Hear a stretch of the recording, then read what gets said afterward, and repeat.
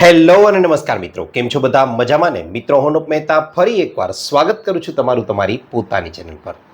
મિત્રો, મારું અંગતપણે એમ કહેવા જાઉં ને તો માનવું છે કે માનવ શરીરમાં ઉંમરના કોઈ પણ સ્ટેજ ઉપર પોતાના શરીરને ફરીથી સુધારવાની અને સ્વસ્થ રાખવાની ક્ષમતા રહેલી છે. બસ જરૂરિયાત હોય છે તો માત્ર તેને સાચી રીતે સાચવવાની અને તેની સાર સંભાળ યોગ્ય રીતે લેવાની. મિત્રો, અહીં ન તો આપણે કોઈ મોંઘીદાટ દવાઓ વિશે વાત કરવાના છીએ કે ન તો કોઈ એવી કઠિન પદ્ધતિ વિશે કે જે આપણા શરીર માટે કરવી ખૂબ જ અઘરી પડી જાય.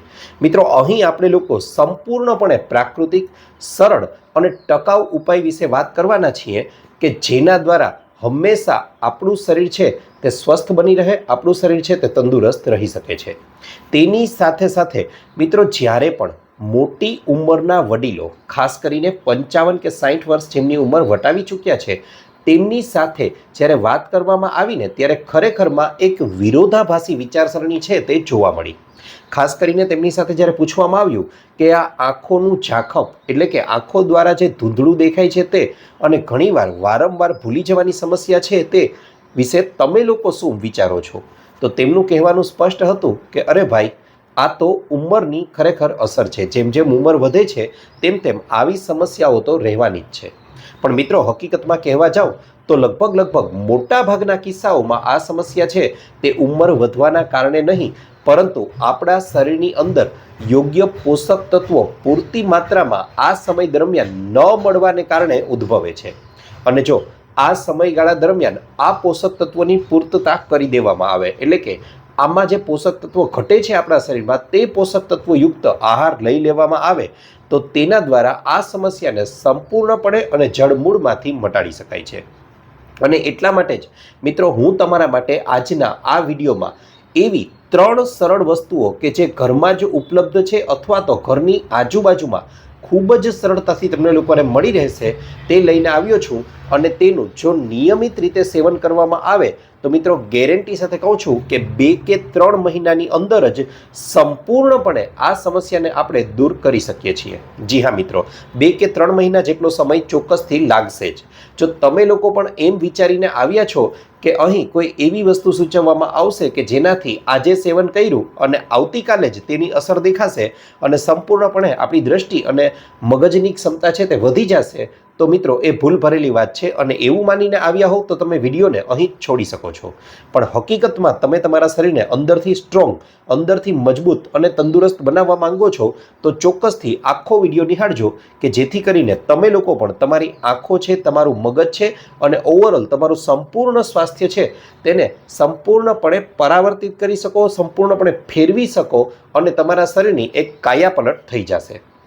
મિત્રો, અહીં જે 3 વસ્તુઓ હું તમને લોકોને સૂચવવાનો છું તેમાંની નંબર 1 ઉપર, પહેલા નંબર ઉપર જે વસ્તુ આવે છે તેનું નામ છે અળસીના બી. જી હા મિત્રો, અળસીના બી નામ સાંભળીને કદાચ સામાન્ય લાગે, પરંતુ મિત્રો જણાવી દઉં કે 60 વર્ષ પછી આંખ અને ખાસ કરીને આપણા મગજના સ્વાસ્થ્ય માટે આ ખૂબ જ વધારે ઉપયોગી છે.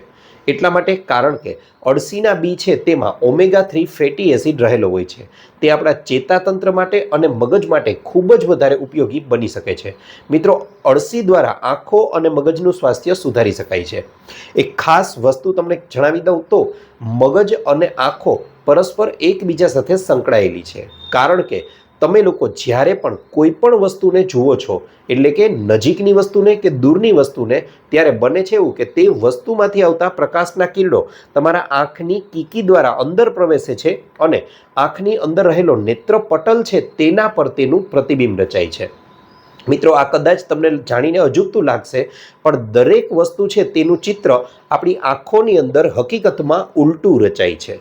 જી હા મિત્રો, એ ચિત્ર ઉલટું રચાય છે અને એ ચિત્રનો સંદેશો ચેતાવાહિનીઓ દ્વારા આપણા મગજને મળે છે અને મગજ તે ચિત્રને સીધું કરવાનું કાર્ય કરે છે અને તેના પરિણામ સ્વરૂપે જ આપણે લોકો કોઈ પણ વસ્તુ છે તેને સીધી જોઈ શકીએ છીએ. માટે અહીં મગજ અને આંખો બંનેનું જોડાણ છે અને એટલા માટે બંનેને આપણે લોકો તંદુરસ્ત રાખવા ખૂબ જ વધારે જરૂરી બની જાય છે.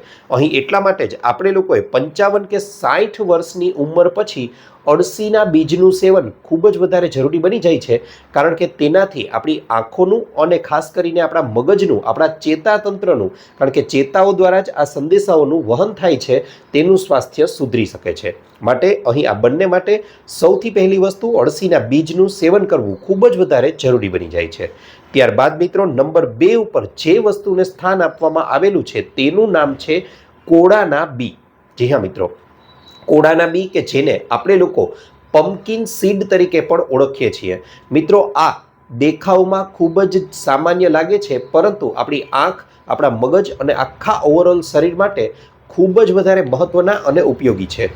મિત્રો ઘણા લોકોને દિવસે સ્પષ્ટ દેખાય છે. ઘણા વડીલોને આવી ફરિયાદ રહે છે કે આખા દિવસ દરમિયાન તો જોવામાં કોઈ જ પ્રકારની તકલીફ નથી પડતી, પરંતુ જેમ જેમ સાંજ પડતી જાય છે ને તેમ તેમ ખરેખર જોવાની ક્ષમતા ઘટતી જાય છે અને સાંજે અથવા સાંજ પછીના સમયમાં ખરેખર જોવું ખૂબ જ કઠિન બની જાય છે અને ત્યારબાદ તો આ સમયગાળા દરમિયાન હલનચલન કરવું પણ કઠિન બની જાય છે. તો આવા લોકોએ ચોક્કસથી કોળાના બીજનું સેવન કરવું જોઈએ, કારણ કે તેમાં રહેલા જે મેગ્નેશિયમ અને ઝિંક છે તે આપણી દ્રષ્ટિની ક્ષમતામાં વધારો કરે છે, જોવાની શક્તિ સુધારે છે, તેની સાથે સાથે આપણી યાદશક્તિને પણ વધારવાનું કાર્ય ખૂબ જ સારી રીતે કરે છે. માટે જો આવી સમસ્યા રહેતી હોય તો તમારે લોકોએ એકવાર ચોક્કસથી કોળાના બીજનું સેવન પણ કરવું જોઈએ. ત્યારબાદ મિત્રો આગળ વાત કરવા જાઓ તો નંબર 3 ઉપર જે બીજને સ્થાન આપવામાં આવેલું છે તેનું નામ છે કલોંજીના બી. જી હા મિત્રો, કલોંજીના બીજ છે તે પણ તમને આજુબાજુમાં ખૂબ જ સરળતાથી મળી રહેશે. મિત્રો આ કલોંજીના બીજ પણ તમારી આંખ અને મગજના સ્વાસ્થ્યને સુધારવાનું કાર્ય કરે છે. તેમાં અમુક એવા પ્રકારના પોષક તત્વો રહેલા છે કે જેથી કરીને આપણું ચેતાતંત્ર છે તે એકદમ જાગૃત બને છે. કલોંજીના બી છે તે એકાએક અસર નહીં કરે, પરંતુ તેમની અસર છે તે ઊંડાણ સુધી થશે અને લાંબા ગાળે થશે. માટે કલોંજીના બીજનું સેવન પણ અહીં તમારા માટે ખૂબ જ વધારે ઉપયોગી બની જાય છે. મિત્રો હવે આપણે લોકોએ એ તો જાણી લીધું કે કઈ 3 વસ્તુઓનું સેવન કરવાનું છે, પરંતુ હવે તેનું સેવન કરવાની સાચી રીત અને સાચો સમય જણાવી દઉં. તો મિત્રો આના માટે તમારે લોકોએ થોડી માત્રામાં, થોડી સમાન માત્રામાં 3 બીજને લઈ લેવાના છે. હવે કોઈ એક કડાઈ કે કોઈ એક તપેલી લઈ અને તેમાં ધીમા ગેસે થોડીવાર માટે 3 બીજને હળવા શેકી લેવાના છે. યાદ રહે આ બીજ બળી ન જાય તેનું ખાસ ધ્યાન રાખજો. હળવા શેકી લેવાના છે કે જેથી કરીને તેમાં રહેલો વધારાનો ભેજ છે તે દૂર થઈ જાય. શેકી લીધા પછી હવે કોઈ એક હવાચુસ્ત કાચની બરણી અથવા તો પ્લાસ્ટિકની ડબ્બી હોય તેની અંદર આ બીજને ભરી લેવાના છે. ભરી લીધા પછી રોજે રોજ વહેલી સવારે તમે લોકો જ્યારે ઉઠો છો ત્યારે નોર્મલી તમે થોડું નવસેકું પાણી પીવાનો આગ્રહ રાખતા હશો એવી આશા રાખું છું. આ નવસેકું પાણી પીધાના 10 થી 15 મિનિટ પછી તમારે આ 3 બીજોનું જે મિશ્રણ છે તેમાંથી એકાદ ચમચી જેટલા બીજ હાથમાં લઈ અને તેને એકદમ ચાવીને, મિત્રો આ પ્રોસેસ ખૂબ જ મહત્વની છે, ખાસ યાદ રાખજો. અહીં આ બીજને એકદમ ચાવી અને એકદમ પેસ્ટ, ચટણી મોઢામાં જ બની જાય એવી પેસ્ટ બને ત્યાં સુધી ચાવવાના છે અને ત્યારબાદ તેને ઉતારી જવાના છે. મિત્રો આ પ્રયોગને દિવસમાં એકવાર કરવાનો છે, વહેલી સવારે. તેના માટેનો ઉત્તમ સમય છે. આ પ્રયોગને 2 થી 3 મહિના સુધી પણ કન્ટિન્યુ કરી લેશો ને તો મિત્રો ગેરંટી સાથે કહું છું તમારી આંખનું સ્વાસ્થ્ય, તમારા મગજનું સ્વાસ્થ્ય અને ચેતાતંત્રનું ઓવરઓલ સ્વાસ્થ્ય ખૂબ જ વધારે સુધરી જશે. ખૂબ જ વધારે તેમાં સારો ફેરફાર તમને લોકોને જણાશે. આ ઉપરાંત મિત્રો તમને લોકોને વાત કરવા જાઉં તો એવું તો જરાય નહીં બને કે માત્ર આ 3 વસ્તુઓને ખાઈ લીધી સવારમાં અને બસ ત્યારબાદ મન ફાવે તેમ આપણે લાઈફસ્ટાઈલ જીવશું તો આપણા લોકોને ફેરફાર જોવા મળશે. ના, તેની સાથે પણ અમુક ચોક્કસ જરૂરી વસ્તુઓ છે તેને પણ આપણે લોકોએ કરવી જ જોઈએ. જેમ કે હંમેશા હું તમને લોકોને કહેતો આવ્યો છું એ પ્રમાણે કે વહેલી સવારે ઉઠી અને નવસેકું પાણી પીવો છો તો ત્યારબાદ અમુક હળવા વ્યાયામ, હળવા પ્રાણાયામ છે તે કરવા ખૂબ જ વધારે વડીલો માટે તો જરૂરી બની જાય છે અને તેમના શરીરમાં એકદમ નવચેતન પૂરું પાડશે, એક કાયા પલટ કરી દેવાની શક્તિ ધરાવે છે. ફરી એકવાર કહું છું, તમારે લોકોએ વહેલી સવારે નવસેકું પાણી પીધા પછી હકીકતમાં તો સૌથી પહેલાં કપાલભાતિ છે, અનુલોમ વિલોમ છે તે ચોક્કસથી બંને વસ્તુઓ 10-10 મિનિટ સુધી કરવી જોઈએ. ત્યારબાદ જો શરીર સાથ આપતું હોય તો તમારે લોકોએ, અને જો તમારા શરીરમાં કદાચ ડાયાબિટીસ હોય તો મંડુકાસન છે તે કરવું જોઈએ. આ ઉપરાંત સૂર્ય નમસ્કાર છે, હલાસન છે, સર્વાંગાસન છે જેવા આસનો કરવા જોઈએ. આજુબાજુમાં ખુલ્લું મેદાન હોય કે બગીચો હોય અથવા તો ચાલી શકાય તેવી જગ્યા હોય તો 10થી 15 મિનિટ સુધી હળવું વોકિંગ પણ કરી શકો છો.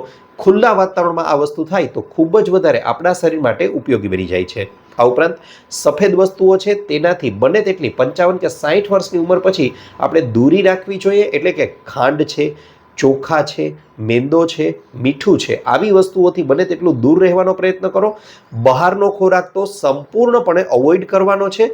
અઠવાડિયામાં રોજે રોજ કદાચ ઘઉંની રોટલી જ ખાતા હો તો અઠવાડિયામાં તેમાં પણ તમે બદલાવ કરી શકો છો. તેના બદલે મિલેટ્સનું સેવન કરવાનું શરૂ કરી દો.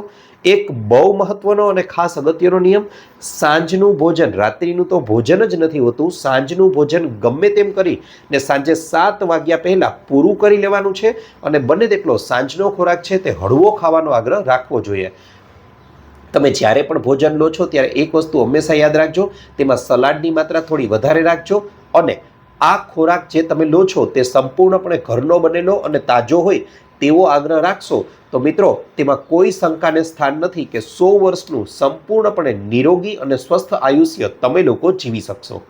મિત્રો આશા રાખું છું આપને મારો વિડીયો ગમ્યો હશે. વિડીયો ગમ્યો હોય તો લાઇક કરજો, ચેનલને સબસ્ક્રાઇબ કરજો. આ ઉપરાંત આપને પણ કોઈ હેલ્થ કે બ્યુટી સંબંધિત સમસ્યા હોય તો એ પણ જણાવજો. અમે તેને અનુરૂપ પણ નવા વિડીયો લાવવાનો પૂરતો પ્રયાસ કરીશું. આપનો ખૂબ ખૂબ આભાર.